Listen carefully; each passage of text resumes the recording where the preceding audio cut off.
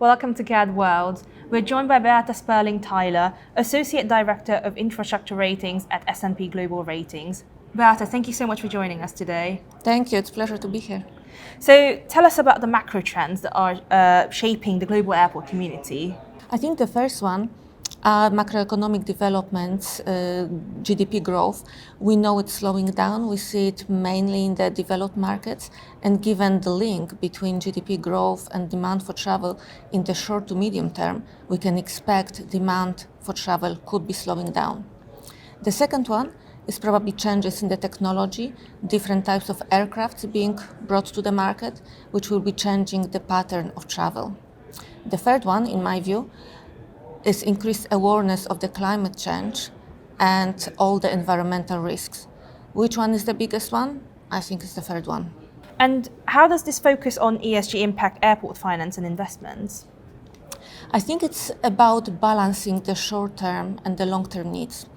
According to the UN Intergovernmental Panel on Climate Change, according to their study published in 2018, we have only 11 years left to make a difference, to stop irreversible changes to the climate. However, all the investments in the airports are very long-term, so it is about balancing the short-term and the long-term pressures, the short-term and long-term needs. That's a challenge. And what challenges do you foresee for airports en route to sustainability? I think it's about balancing the needs and the objectives of different stakeholders. Airlines want investments. Financial investors want investments to be sustainable and profitable. Customers, passengers, want affordable prices. So it is about combining and balancing these objectives. Are they aligned? Are they complementary? Is sustainability and growth compatible? Are they deliverable? And do you have any advice for airports who are looking to become more sustainable? I suggest it's to embed sustainability in all areas of operations.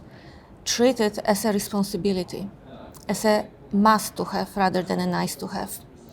I think finance managers, they have important role as they have responsibility towards investors and toward customers, and they can influence budgets.